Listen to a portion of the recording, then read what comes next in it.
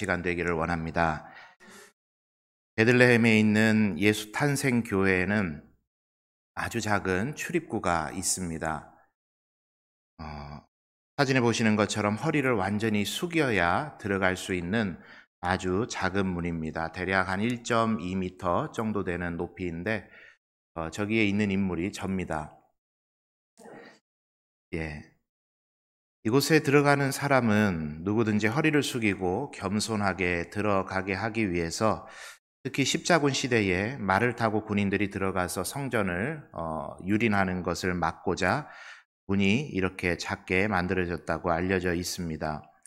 겸손의 문이라고도 하고 좁은 문이라고도 불리는데 제가 성지순례를 가서 이곳에 방문하고 이 문을 들어가면서 마음에 생각이 났던 성경 구절이 있습니다. 오늘 읽으신 본문 다음에 나오는 말씀인데 마가복음 10장 25절의 말씀을 우리가 한번 같이 읽어보도록 하겠습니다. 시작. 부자가 하나님의 나라에 들어가는 것보다 낙타가 바늘기로 지나가는 것이 더 쉽다. 지금까지도 그랬고 앞으로도 영원히 하나님의 말씀이 없어지지 않는 한은 부자들을 굉장히 근심하게 하는 그런 말씀 아닐까 생각을 해봅니다.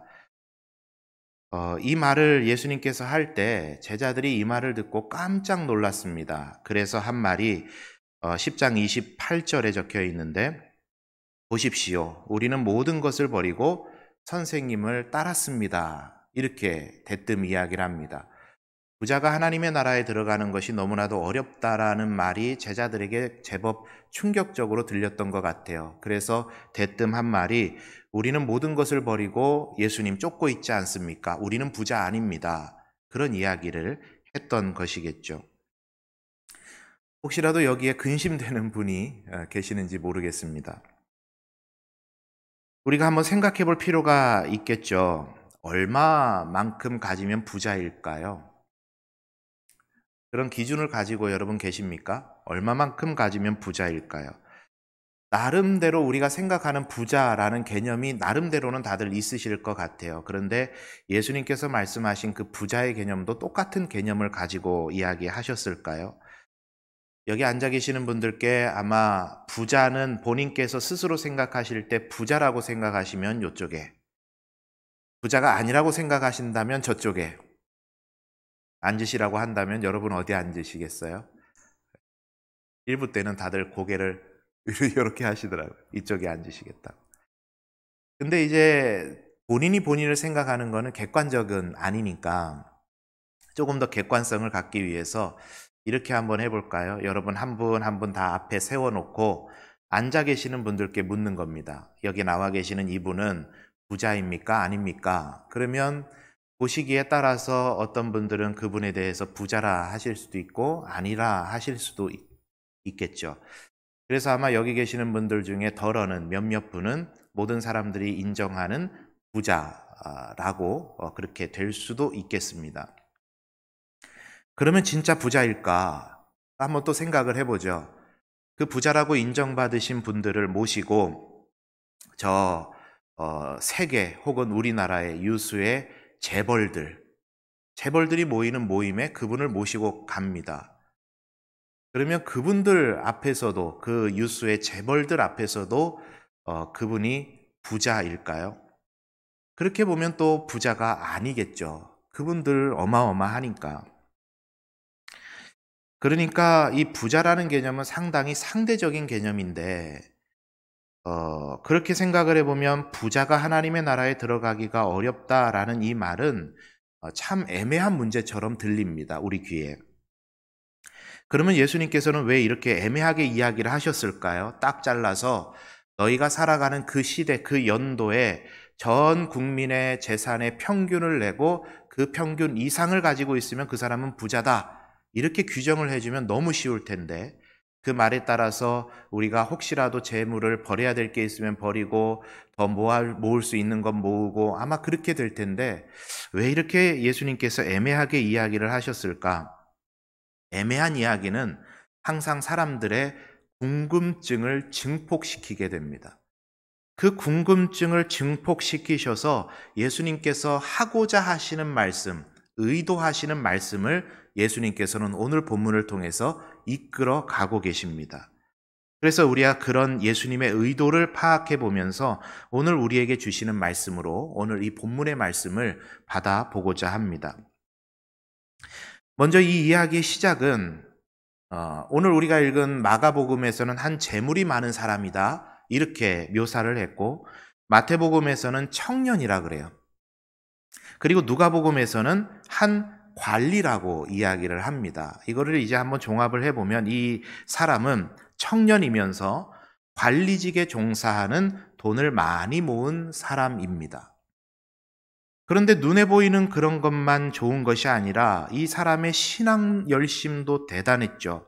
말씀을 통해 알 수 있는 것처럼 어려서부터 유대인 교육 속에 커오면서 율법을 매우 잘 지키는 종교적인 열심이 탁월했던 그런 사람입니다. 돈도 잘 벌어, 직업도 좋아, 신앙도 좋아. 이런 사람을 우리는 뭐라 그러죠? 엄친아. 그죠? 엄마 친구 아들. 엄마 친구 아들은 다 훌륭한 것 같아요.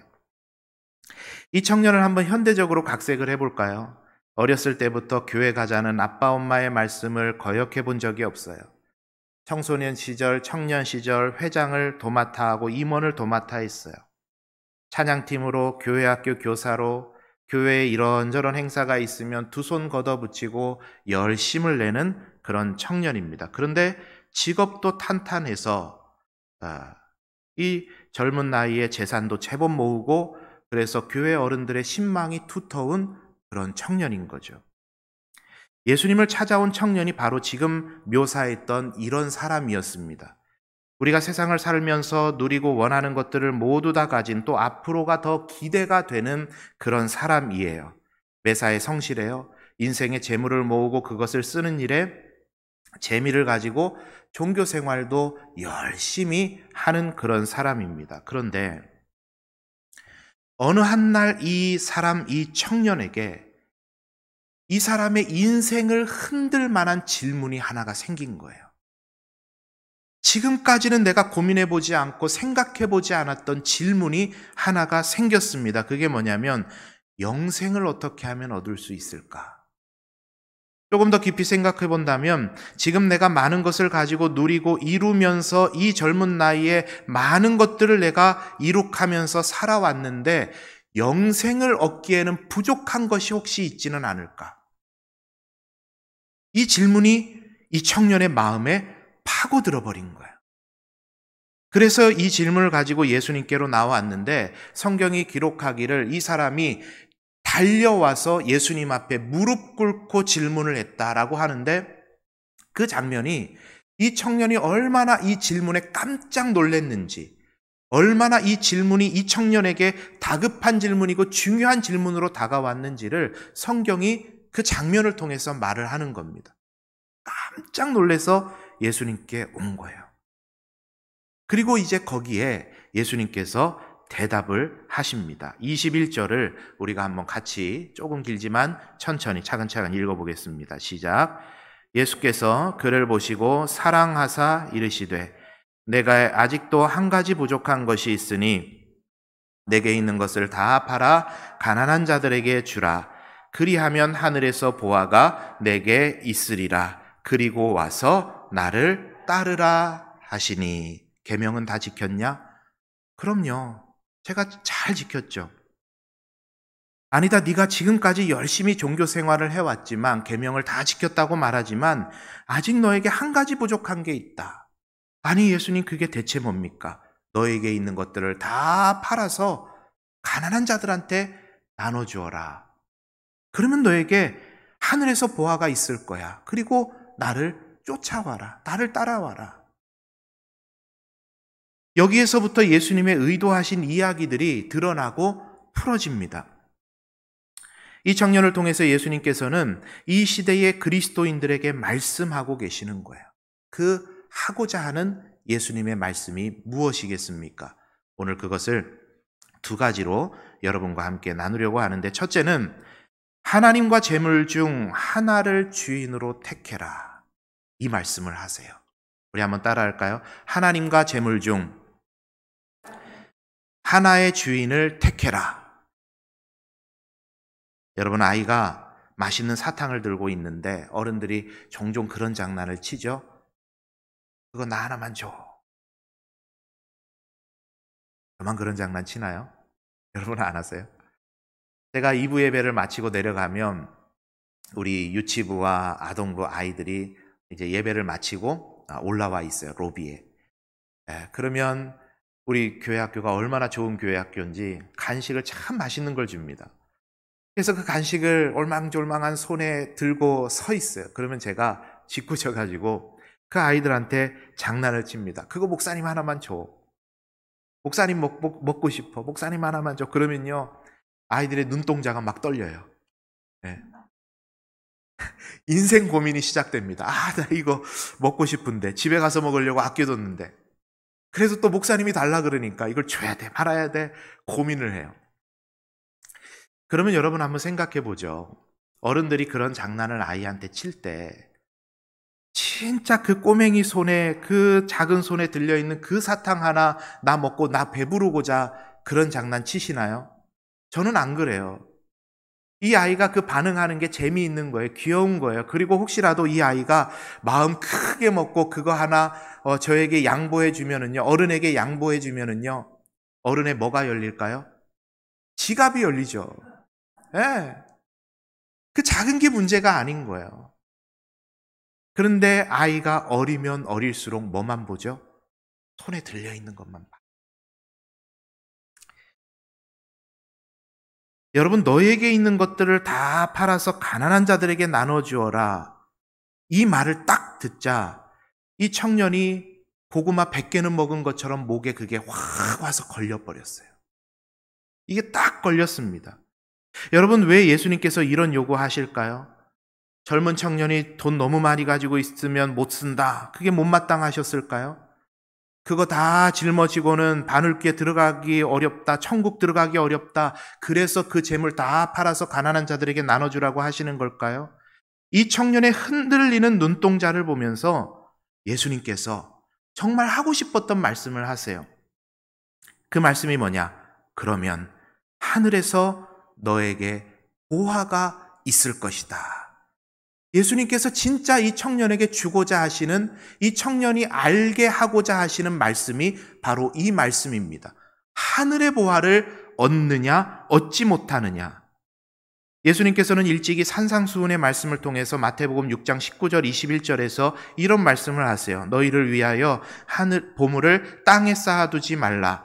거기는 좀과 동록이 해하며 도둑이 구멍을 뚫고 도둑질하느니라. 오직 너희를 위하여 보물을 하늘에 쌓아두라. 거기는 좀이나 동록이 해하지 못하며 도둑이 구멍을 뚫지도 못하고 도둑질도 못하느니라. 내 보물이 있는 그곳에는 내 마음도 있느니라. 이 마음이 있다는 게 무슨 말일까요? 예수님 친절하게 계속 이어가세요. 24절에 보니까 한 사람이 두 주인을 섬기지 못할 것이다. 하나님과 재물을 겸하여 섬기지 못한다. 이런 이야기를 하셨어요. 내 마음을 두고 있는 그곳, 내 마음을 두고 있는 그것이 바로 내 삶의 주인이다 라는 걸 이야기를 하신 거예요. 예수님은 청년에게 네 인생의 주인이 누구냐를 묻고 계세요. 너 하늘의 보화를 위해서 세상의 보화를 포기할 생각이 있냐? 그걸 물으시는 겁니다. 지금 세상의 보화와 하늘의 보화 중에 무엇이 너의 인생을 이끌어가고 있는지를 물으시는 거예요. 즉 부자가 가진 재물의 양 때문에 하나님 나라에 들어가는 게 어렵다는 것이 아니라 재물에 온 마음을 빼앗긴 사람의 그 마음 때문에 하나님이 주인이 되셔야 되는 그곳에 재물이 주인이 되고 있는 그것 때문에 하나님의 나라에 들어가기가 어렵다라고 예수님 말씀하시는 말씀이에요.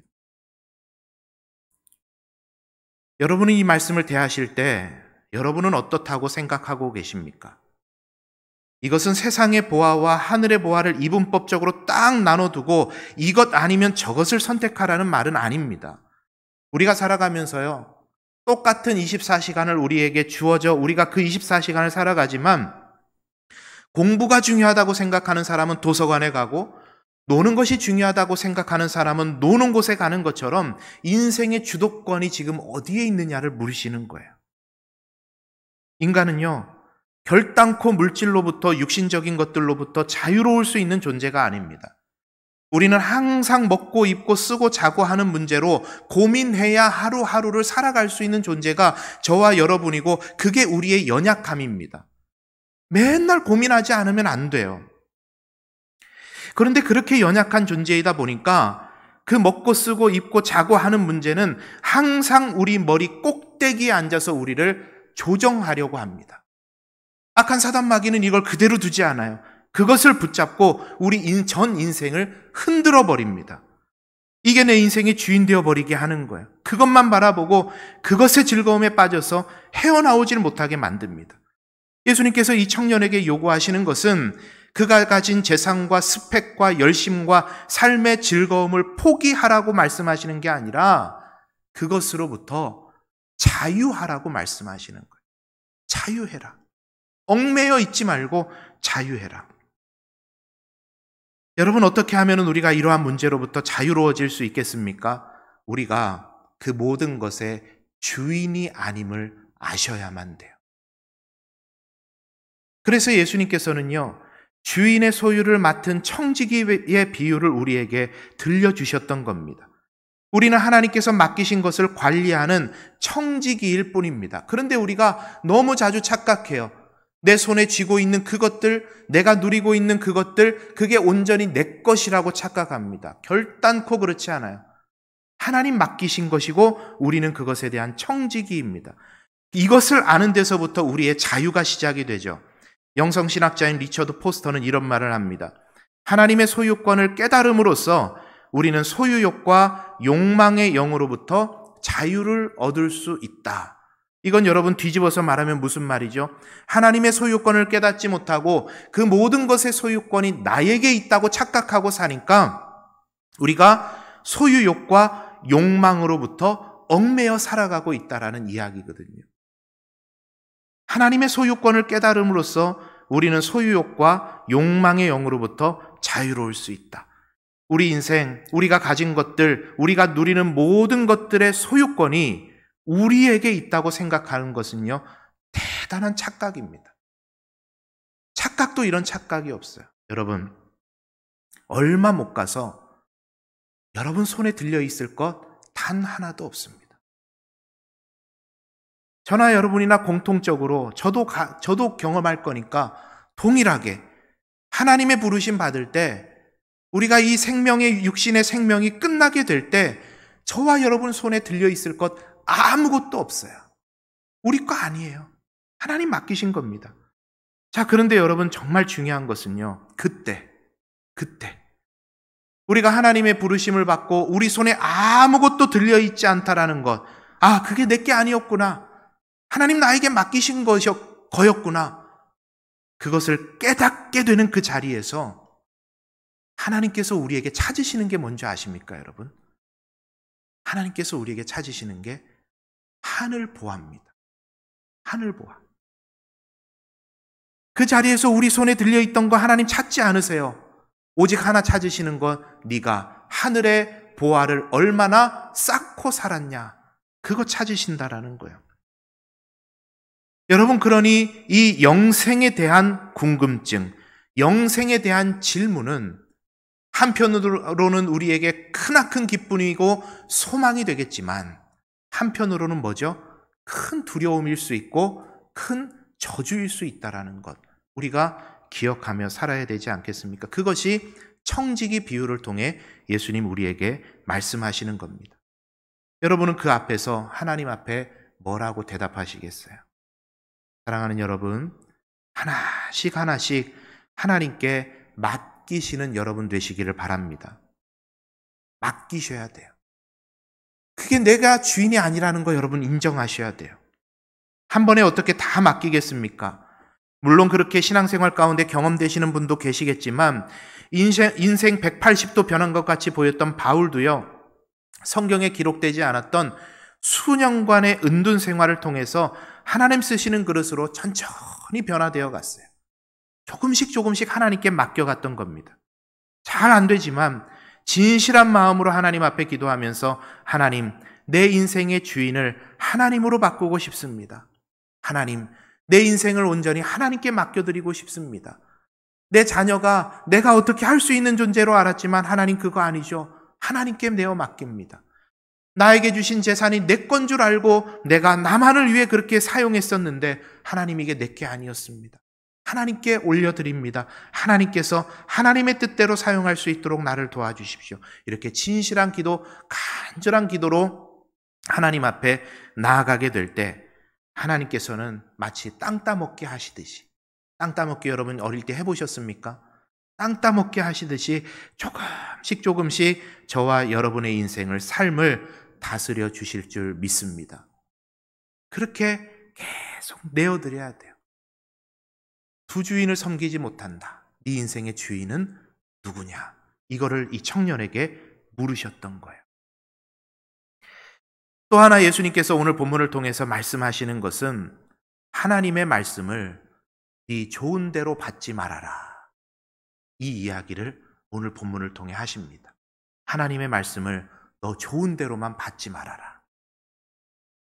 이 청년에게는 참 흥미로운 사실이 하나가 있습니다. 이 내용을 조금 설명을 여러분께 해드릴 텐데 조금 복잡할 수 있지만, 여기저기 왔다 갔다 하니까 복잡할 수 있지만 두 눈 크게 뜨시고 귀를 여시고 들으시면 충분히 이해하실 수 있습니다. 예수님께서 이 청년이 어떻게 영생을 얻을 수 있습니까? 라고 하자 대답을 하시는데 마가복음 10장 19절의 말씀을 우리 한번 같이 보겠습니다. 읽어보겠습니다. 시작.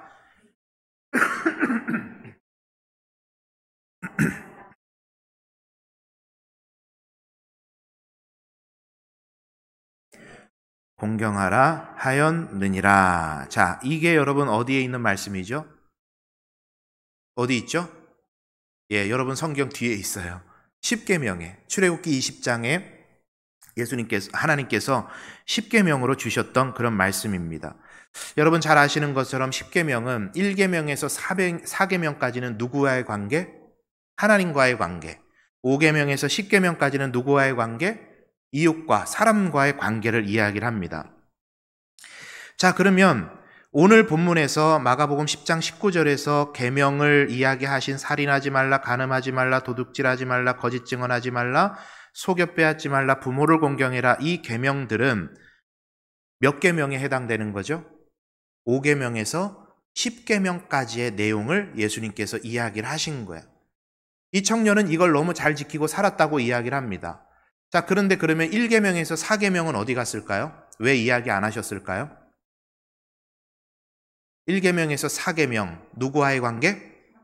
하나님과의 관계. 하나님과의 관계는 앞에서 하나님을 주인으로 모시고 사는 삶에 대해서 말씀하시면서 이미 말씀을 하신 거예요. 이해되시죠? 하나님과의 관계를 통해 말씀하셨어요. 그리고 이제 5계명에서 10계명 이웃과의 관계를 말씀하시는데 마가복음에는 이렇게 쓰여 있는데 마태복음에서는 이렇게 이야기를 하셨습니다. 마태복음 19장 19절에 보면은 내 부모를 공경하라, 내 이웃을 내 자신과 같이 사랑하라 하신 것이니라, 이렇게 말씀을 하셨어요. 재채기가 나오려고 그래가지고 이렇게 말씀을 하셨어요. 자, 차이가 조금 있죠. 마가복음에서는 이웃과의 관계 5에서 10계명을 하나하나 다 말씀을 하셨는데 마태복음에서는 그거를 다 종합해서 이웃사랑이라는 말로 한 번에 이야기를 하신 거예요. 그래서 이웃사랑이라는 개념을 통해서 예수님은 이웃사랑이 무엇인지, 이웃과의 관계가 어때야 되는지에 대해서 굉장히 확장을 해주신 겁니다. 확장을. 자, 한번 보시죠.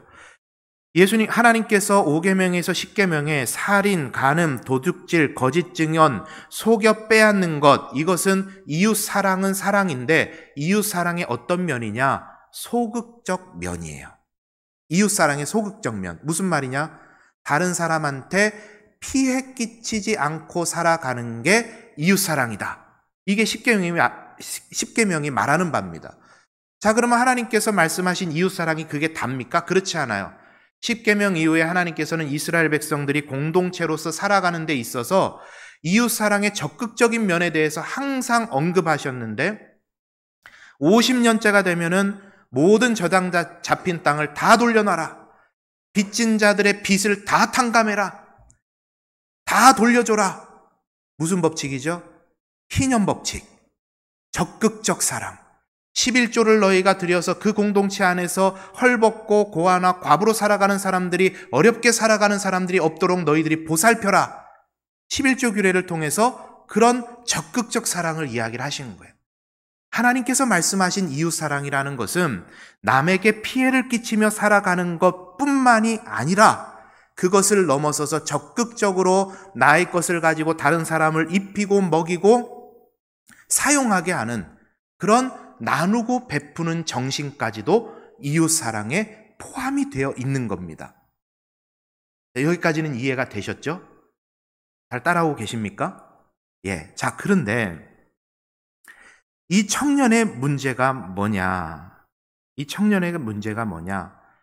지금까지 이 소극적 이웃사랑, 남에게 피해 안 끼치고 살아가면 최선이다라고 하며 살아갔던 그 청년에게 예수님께서 내 것을 내어주는 적극적인 사랑을 해라. 이것을 말씀을 하신 거예요. 이것을 딱 말씀하시자 이게 또 한 번 이 청년에게 고구마 100개는 먹은 것처럼 목에 확 걸려버렸어요.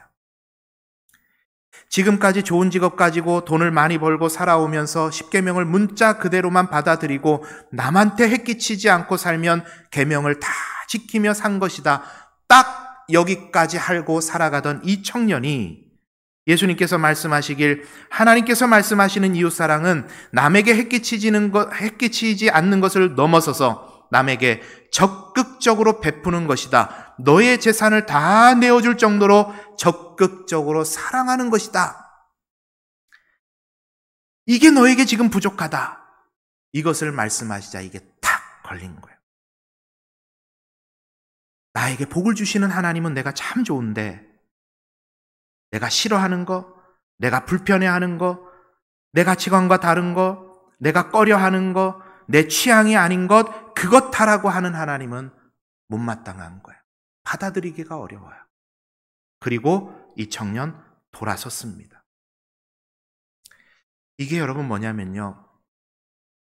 하나님의 말씀을 우리가 들을 때 내가 들어 좋은 것은 주신 말씀으로 취하고 내가 들어 부담스러운 것, 내가 들어 어려운 것, 내가 들어 나를 찌르는 것, 나에게 버리라 하는 것, 나에게 나누라 하는 것, 내 가치관과 다른 것, 그것은 버려버리는 하나님을 축복의 하나님으로만 받고 교훈과 책망하시는 하나님으로는 거절하는 그런 현대의 그리스도인들의 편협한 신앙관을 예수님 꼬집으셨던 겁니다.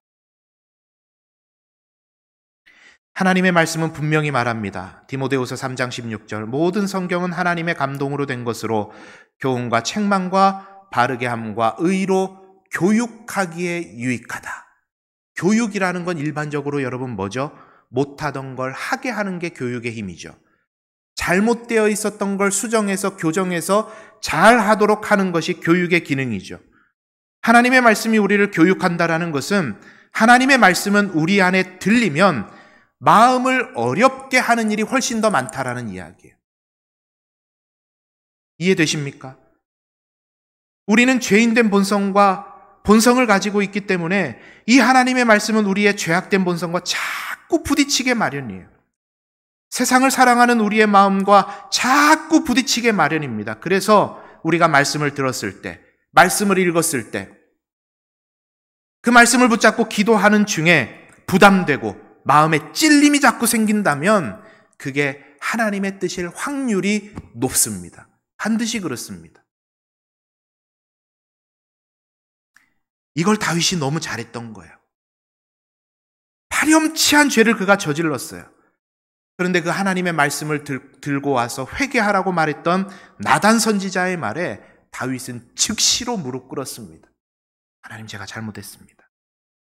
그러나 사울은 여러분 어땠죠? 하나님 앞에 제사를 경솔하게 드리는 잘못을 그가 범했음에도 불구하고 사무엘이 와서 책망할 때, 아이, 내가 좋은 뜻 가지고 그런 거 아닙니까? 이리저리 핑계대면서 하나님 앞에 엎드렸다는 기록이 성경에 없습니다. 성공과 실패가 여기서 갈렸던 거예요. 우리 스스로에게 물어봐야 하지 않겠습니까? 여러분은 어떠세요? 듣기 좋은 말씀, 축복의 말씀만 취사 선택하고 있지는 않으십니까? 부담되는 말씀, 도전의 말씀, 내 것을 드려야 되는 말씀에는 성경을 덮어버리고 못 들은 척하고 있지는 않으십니까? 저는 그래서 올해 내게 주신 하나님의 말씀 뽑는 거 그거 절대 안 합니다. 여러분 그런 거 많이 해보셨죠? 올해 내게 주신 말씀. 어제 메일이 한 통이 왔는데 오래도록 거래하던 그 크리스찬 인쇄 업체에서 올해 내게 주시는 하나님의 말씀 이거 빨리 제작해야 될 시즌이 다가왔다. 저한테 메일을 보낸 거예요. 만들라고. 그걸 보면서 잠깐 망설였어요. 올해는 한번 해볼까? 우리 성도님들 축복의 말씀 붙잡고 기도하시도록 한번 할까? 하다가 말씀을 다 준비하고 결론 부분을 적으면서 제 마음을 굳혔습니다. 내 목회 평생에 절대 안 한다. 제가 이거 앞선 교회들에서 사역하면서 많이 만들어 봐서 너무 잘 압니다. 업체마다 축복의 말씀들만 싹 다 모아서 만들어서 교회에 제공을 해요. 그러면요, 그 중에 또 조금 애매한 말씀이 있을까봐 목회자들이 거기서 또 한 번 다 걸러내서 조금이라도 애매한 말씀, 조금이라도 부담되거나 시험에 들 만한 말씀을 싹 빼고 진짜 액면 그대로 축복의 말씀만 여러분들에게 나눠드리고 뽑게 하는 거예요. 그런 걸 하는 교회나 목회자들이 잘못됐다는 말씀 드리는 건 아닙니다. 그래도 그 말씀 붙잡고 식탁에 유리 아래 내려 넣어놓고 그 말씀 붙잡고 기도하는 것도 참 좋은 모습이고 기도 안 하는 것보단 하는 게 낫지 않겠어요? 그런데 저는 안 할 겁니다. 하나님의 말씀은 축복도 있지만 그것만 받고 그것만 보다 보면은요, 죄송해요, 정말 못된 그리스도인 됩니다. 못된 그리스도인데요. 나만 아는 그리스도인데요. 결국에는 영생 부적합자 판정 하나님께 받을 수 있어요.